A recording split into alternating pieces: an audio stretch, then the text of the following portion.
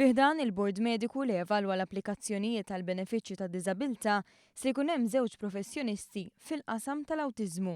Il-Ministru Michael Farrugia spjega kif tul dawn l-aħħar xhur tresqu diversi ilmenti kemm mill-individwi kif ukoll mill-assoċjazzjoni ta' ġenituri ta' tfal bl-awtiżmu fejn dawn kienu qed iħossu li smieħu d-deċiżjoni mill-Bord Mediku fuq talbiet tal-benefiċċji soċjali ma kienx qed ikun xieraq. Kelliema l-Assoċjazzjoni tal-Ġenituri bit-tfal bl-Awtiżmu esprimiet is-sodisfazzjon li t-talba tagħhom ma waqgħetx fuq widnejn torox. Inti f'5 minuti ma tistax tassessja tifel u tiġġudika jekk għandux awtiżmu jew le.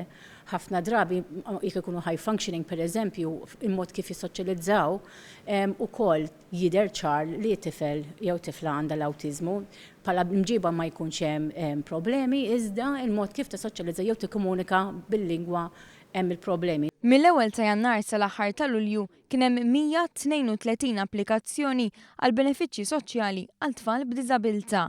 b'41% minn dan l-ammont kienu kollha talbiet minn ġenituri bit-tfal li jbatu bl-awtiżmu.